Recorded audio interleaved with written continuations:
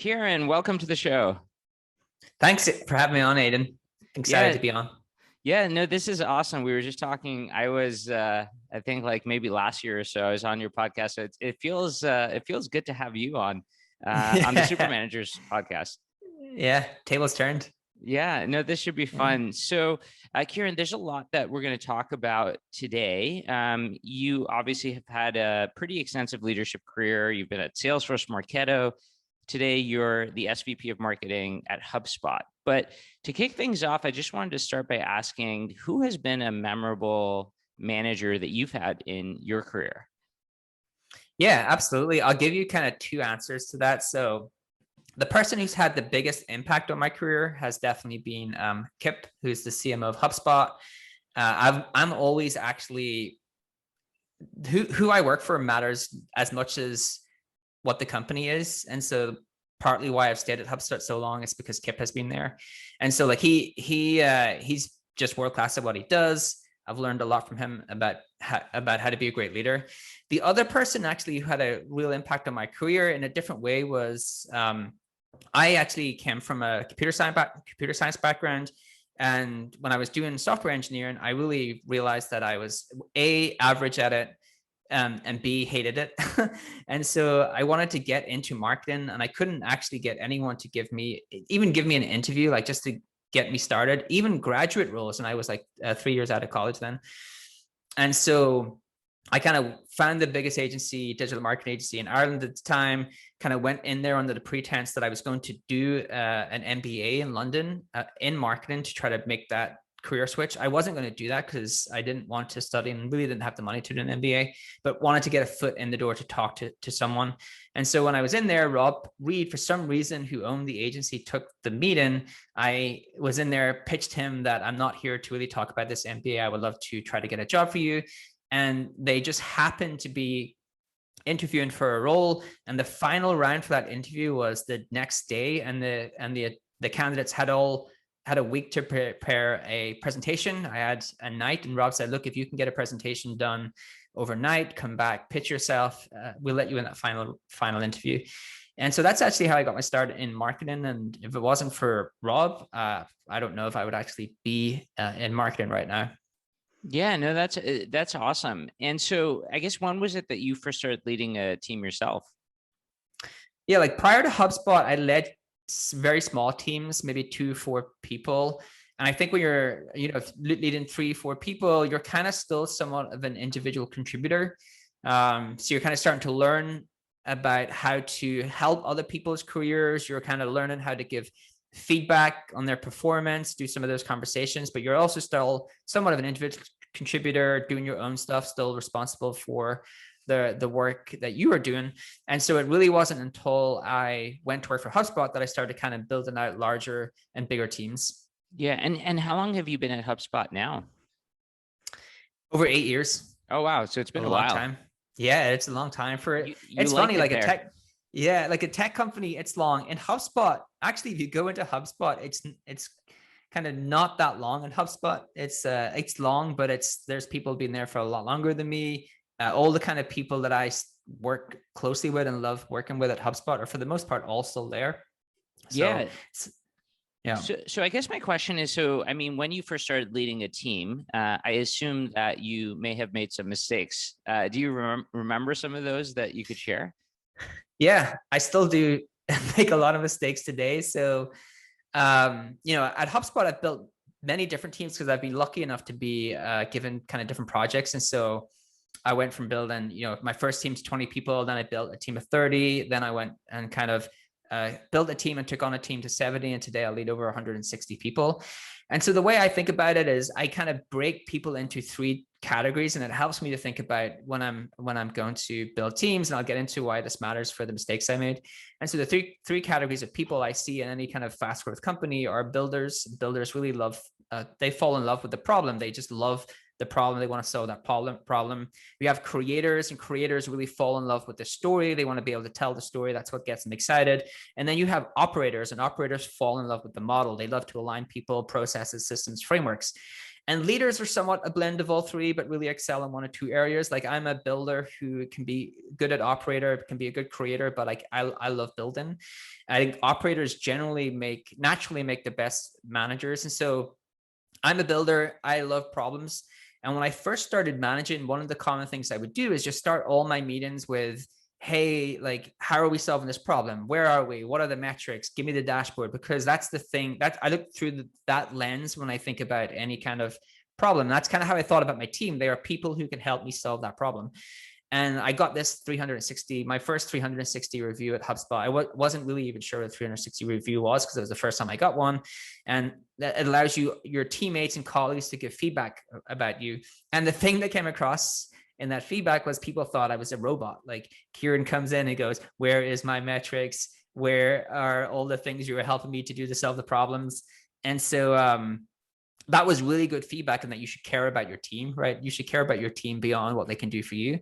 And I kind of brought that into my way that I manage, way that I lead, just become more personal, get to know my team, care about people beyond the metrics. The other thing that I would kind of say for people is, I've always thought, when I think about feedback, and when you say, oh, well, like giving feedback is really hard, we all naturally gravitate towards thinking that means, oh, giving tough feedback, giving direct feedback, telling someone they're not doing a good job, being negative about that person. That's really hard to do as a manager. What is actually harder is to give positive feedback. So this idea of radical candor, which is like, how do you give like direct feedback, goes on for the opposite of that as well. How do you give radical positive feedback? That has actually been one of my core weaknesses, because again, I'm a builder. I love problems. And so I always spot problems. And so you could come to me and you could do 99 things right, and I would tell you how you could have done the other one thing better. And that's what most builders do. And so I have to work hard to make sure that I am telling people that they are doing a great job, and I appreciate them for that. And then the last thing I would tell people is, your success as a leader is 100% dependent on the people that you hire. So when you first become a manager, like, oh, I like that person, they're cool. Yeah, I want to work with that person. You have to think way more about who you are hiring. It doesn't matter if you are going to go for dinner for this person. Maybe they're not the person that you're going to spend and hang out at the bar or go for dinner with. That's not who you're trying to hire. You're trying to hire great people that you can rely on and do the things that you need them to do and be successful. And every great leader, the way that you determine how good they are at their job is like, who are the people that they have hired? And spend times with the people who they've hired, and you get to know how good the leader is. So they're the three things that I think I learned when I was really starting to build that teams that were very, very important. Yeah, I mean, those are some super great lessons. And I guess there's a bunch of things that I want to unpack there. Let's start with this don't be a robot concept. So what does a meeting look like that you run today? Yeah, I think the thing that it's just the caring about the person. So like, I will talk to people about their weekends. I will ask them how they are doing. I will say like, how's the week going for you? Is there anything I can do to be more supportive? How can I help you? How are you personally doing? Are you doing okay? Especially given the past 16 months, like checking in on people and seeing if they are okay really, really matters. Like not going in there and not starting the meeting with a report, kind of starting to just get to know if that person wants to spend a little bit of time, like talking about something different, like trying to gauge that. And you just become more aware of that the more experience you get. I think every new manager that is a learning experience to get to that point, to know how to actually talk people like that, get to know them like that. And then, how my meetings like after that is very much dependent upon the meeting, the objective. I think all meetings should actually have a clear objective where you're trying to ship a decision. But yeah, it's that first part of the meeting, or just like any part of the meeting where you're trying to care about the person and learn a little bit more about them.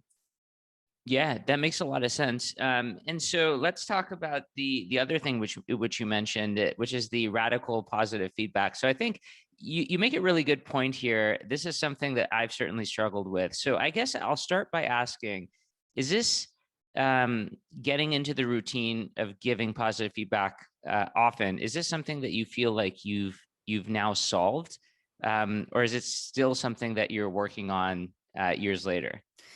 I'm conscious. I'm at the point where, like, if you go through the spectrum of learning, where you're now, oh, I'm now consciously aware of something, and then at some point you should be just unconsciously do that. I'm consciously aware of it, that this is a thing that I do, that I can spot. And it's also, one of the things I realized when I was really starting to manage teams is people were intimidated to be in the room with me, because again, I'm quite quick on my feet in terms of marketing, and I spot problems. Like, I'm a builder. And that's not a nice experience for people sometimes. Like, oh, I brought this thing in and all you're doing is telling me all of the problems with it. And the builders naturally do that. So I'm consciously aware that I do that. And I'm consciously aware that people would prefer that I had a nice blend of like positive feedback and negative feedback. And I do a far better job now of trying to recognize when people have done a great job, and trying to like find a better balance between both those things. And someone told me a great thing before, where give me great advice before, and they were telling me that, as a manager, what we're kind of inclined to do is spend 80% of our time on 20% of the people who really need our help, and forget about the A players who are actually driving most of our success, because you're so used to them being good at what they do. You don't tell them that they're good at what they do. You don't tell them that you appreciate all of the things that they're doing. And so I've tried to get a little bit better of the people I take for granted, like they're just so good at their roles. I still try to tell them that, and tell them like, oh, I really appreciate the presentation you did, this thing you did. And so I'm consciously aware of it, and have actual weekly habits to make sure that I am telling people when they're doing a good job. Again, it has to be warranted, or it's just not it doesn't feel honest. Yeah. And have you used any sort of like, any sort of tactics to help you get better at this? Like, do you have reminders, or you're just consciously aware now? Like, is there any practice that you've put into place? I think reminders. I used to do reminders. I've now been, I'm so far into this that I don't need the reminders anymore. But I used to set myself reminders on a Friday for the following, to set up reminders or to set up notes for the following week to send to people. Now I can I'm just in a better habit of being able to like see the things that people are doing that warrant me actually telling them they're doing a great job. And so reminders were the first thing that really helped me, like blocking out some of your time at the end of each week and taking time to send people notes, or scheduling notes to be sent the following week. What I do now is, when I spot something that I think was really cool, whether someone did something within a presentation, whether someone did something in the work that they're doing, I have a little remarkable pad that I take a note in. And every night I go back through my remarkable pad and I take all of my notes. And if there's something in there that I marked as like, must tell that person did a great job, I put them in my to-do list, and then I schedule them to go out. So yeah, I mean, I think that's awesome. I think like just the fact of writing things down when you see them, because it is really hard to go back and say, hey, what happened this week that was really interesting. Yeah. I do this thing that I've recently started doing more of, although I'm still in the habit building phase. I can't say that I've mastered this. Is just I have this daily journal, and then one question that I have in there is, did anyone do anything yesterday that you appreciated? And so it just forces me to think about it. And just if someone asks you that question, then you can answer a question, but your brain doesn't naturally go there. So I love that. You did bring up a great point, where the hard thing that I don't know how you solve is that most of your appreciation will go to people you spend time with. So it doesn't solve all of the problems. And that is a whole other world of like pain that the people you especially like you as a founder probably spent, as your company will grow, you'll spend your time with like smaller and smaller subset of the company. And so that is a hard problem as well, because then there's some favoritism, like, oh, this person get praised because they just are doing something that you care about. And so that's another thing that is hard part of being a manager. Yeah, at 160 people, I can imagine that starts to get pretty difficult. So let's talk about hiring then. So I'm just curious. So from like the organization's pretty large that you oversee, how many of these people have you personally interviewed? Would you say roughly? I interview. That's a really good question. I don't know. I interview a lot of people. It used to be when we were smaller, like everyone who would join my team, I would at least be on the final stage. Now we're just too big that I hire anyone really in a kind of a manager role or above. I'll be part of the interview process at the final phase. And then if there's any kind of real strategic areas that I am just very focused on in that given quarter, I'll make sure that I am part of that interview process. But it's somewhat changed because like my direct team, the people that report directly to me are now VPs or senior directors. So I put them in those roles because I think they're very good at hiring. But during my time at HubSpot, I have like done a lot of interviews. Yeah. And so do you remember like at what point you started to think that, hey, maybe I shouldn't be in on all of these interviews? Was it like at 30 people, 40 people? It was probably when we were past 70 people on my team. Okay. It's just too time. And there was just some things I don't think I was offering much value in interviews. Like I'm in the final phase, but I'm just looking at people and I'm talking to people and they come to me when everyone else is a yes. And I'm like, yeah, you're all really smart and you've made really good decisions. So I'm a yes and all these people. And I think it's where I can offer value or where I think I'll have an actual opinion that I think is the best use of my time. Yeah. So I guess, hiring is obviously a really important thing. You kind of mentioned that you don't want the person that you would necessarily hang out with at the bar. What else have you learned about hiring? Like after hiring and interviewing so many people, is there anything that kind of stands out, like a go-to question you go to, or something that you kind of try to basically suss out so that you can, that feels to be predictive of, their performance and like how well they fit the culture after? So I would say, going back to mistakes in interviews, like I think as all new managers hire people that are like them, because we as humans just like to spend time and are naturally biased to spend time with people who have the same characteristics. And so when your team starts to reflect you, you're in a lot of trouble, because then you just have a bunch of yous all making the same decisions. In terms of like interviews, I have a love-hate relationship with interviews, because how do you really assess someone in a conversation to do a complex senior role? I think it's kind of hard. I think the best, if I'm talking about like senior roles, and we can talk about different seniority, but for senior roles, I think there's just how they think matters, like how they think about problems, how they approach problems, like the way that they kind of are able to articulate a problem and be obsessed over that problem and have some way to explain their thought process from problem to solution. You kind of get an idea of how they work. I do think, like, I know we do a lot of these situational interviews. I think there's a lot to be said for your portfolio of work in certain functions like marketing. You were like, oh yeah, we did this, we did that. And it's hard to know what they did and what was part of their role. And I think being really good at like almost being a detective, at being able to dig in to find out what is the couple of things that they did, they personally contributed to that.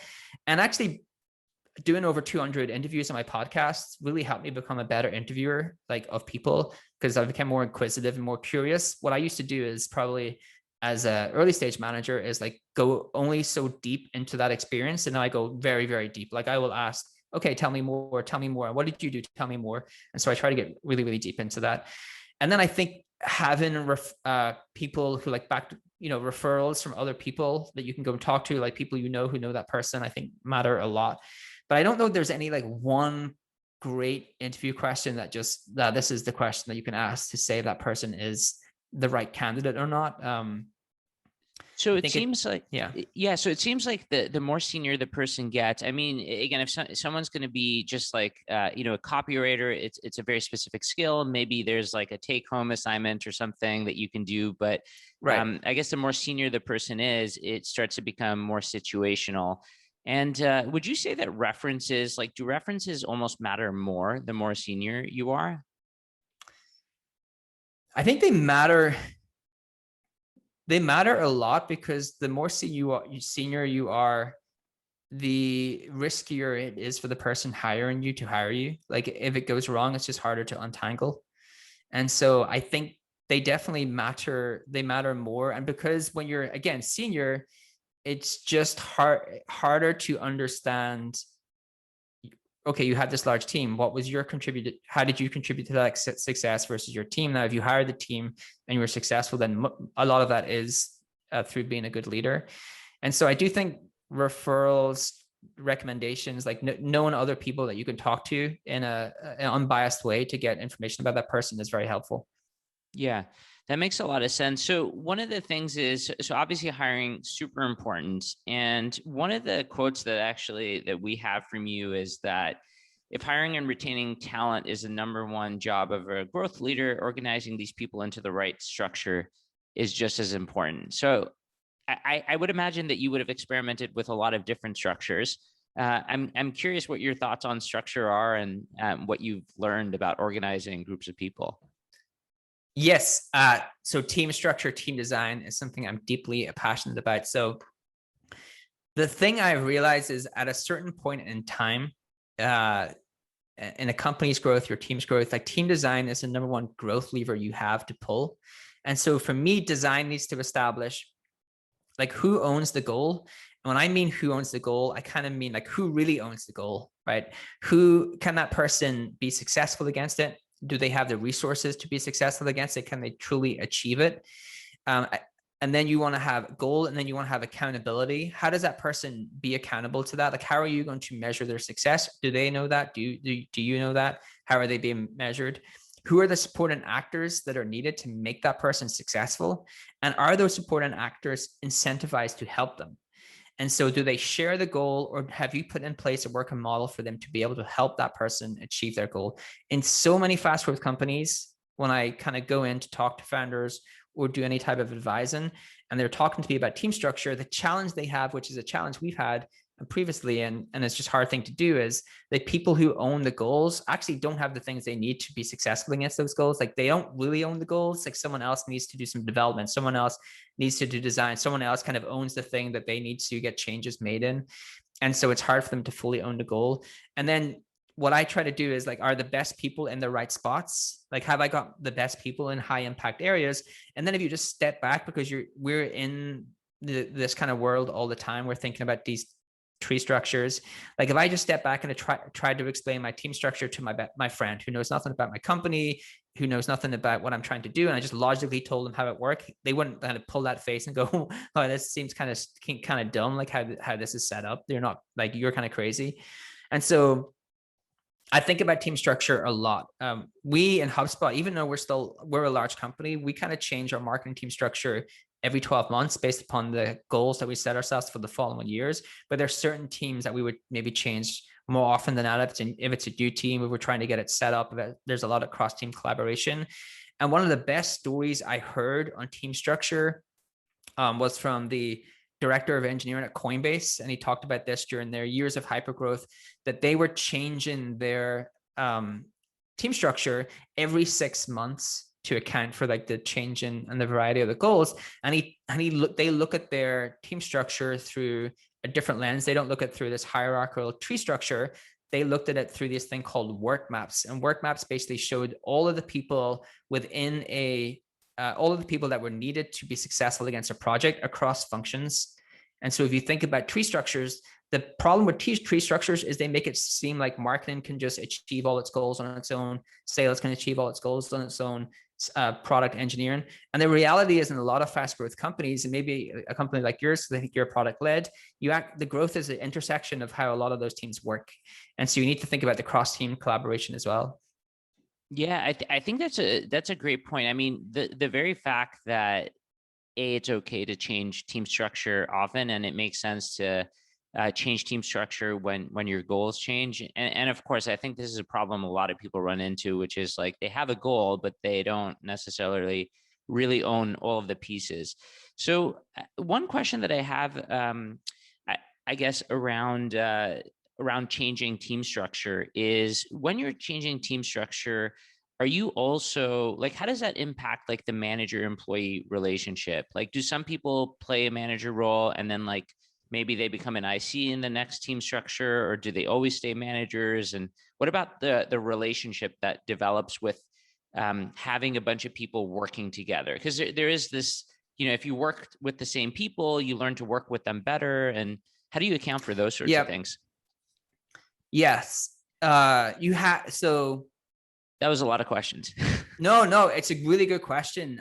And I want to be really thoughtful about the answer, because there's some disadvantages and advantages to changing your team structure. And I should say, like, we could change team structure within a given 12 months. And it's pretty like tame changes. Like, this makes, like, this person really actually is doing the work over here. There's just like small tweaks you're making to the team structure. And then there's years where we make very large organizational changes and different team designs. And last year would have been an example of that.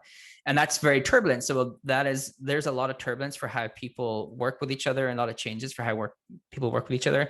And so the challenge with fluidity in terms of like team design is what you said, is like, oh, well, I've had 3 managers in the last 3 years. How can they possibly know whether I'm ready for promotion or not? And I like my second manager. I thought my first manager was fine, and I really don't like my third manager. And so there is a lot of kind of turbulence that might come with team design. And you have to, as a leader, figure out how you can build a model to get people okay within that turbulence. The disadvantage, I think, outweighs I think the advantages of it outweighs the disadvantage, which means I can be a lot more reactive to put people in the right place to be successful against my company goals. Because in any high growth companies, each 12 months looks very, very different. And if you think that you can just have the same team structure, this rigid team structure, and still be successful against these ever-changing goals, I don't think that's going to be a success. I think what you're going to end up with is a lot of people who don't have the skill set you need to be successful. Like, they haven't grown as the company has grown, or they just don't have the right set of skills anymore for them to be successful. You're going to end up with B, which is the thing we talked about. They own the goal, but they don't really own the goal. Like, things have changed so much that there's all these other people that they have to collaborate with to be successful. And change in team structure, for me, a big part of it is giving people autonomy and the resources they need to actually truly own goals. And so I think the disadvantages of kind of fluidity of team design or the advantages of fluidity of team design vastly outweigh the disadvantages. But that is not to say that there aren't disadvantages, which is kind of the thing that you mentioned, or we're getting at, which is like kind of the change in nature of who you work with. Yeah, and that's why this stuff is really hard. There's always these trade-offs to make. One question again, just on this team design and owning goals. So I would imagine that, and you mentioned being responsible for like a piece of work or a work map. So you probably have teams then that don't just consist of marketing folks as well, right? Right. Yeah. Yeah, we have pods. Okay, you have pods. And so how does the manager relationship work in those pods? If like someone that you are, say, a manager of works in another team, like how do those people effectively, coach those team members, on their growth and just giving them feedback? Yeah, I think for us, it mostly happens. We have this kind of product-led motion where a lot of our business comes from people signing up for our free software and then converting into customers. And so in that product-led motion, what you end up with is a lot of mix between marketing, product, and engineering. And it does happen in other places as well, with sales, marketers working with sales or customer success.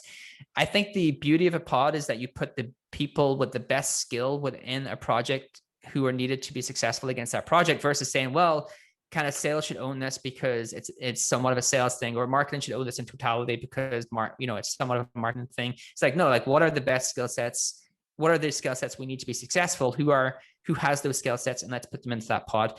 The second part of that is you need leaders who are not obsessed by territorial dominance, which means like, oh, I just want to own everything because the way I view my success is just how big my team is. And that actually happens a lot. I think people kind of think, oh, well, if I've got more people than you, then maybe I'm more successful. Whereas actually you should measure your success by just how much impact you're having.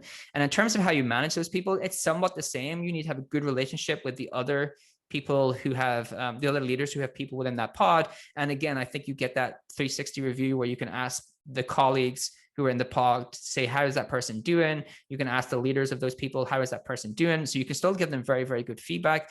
It somewhat becomes a little bit more tricky in the problems you have to solve for them, because maybe the problems is, hey, I'm a marketer and I'm not really working well with this product person, or I'm a marketer and I can't explain what I need to happen to this engineering person. And so you're trying to manage through relationships with different functions versus just like marketers and marketers, for me anyway, because I'm in marketing. But I think that pod structure works really well when there's a kind of goal that requires a cross-functional team, and you just want to set that team up with a clear mission to be fully autonomous to own that goal. Yeah, I think that makes a lot of sense. Kieran, this has been super awesome. So many different insights. I know we're running close to time here.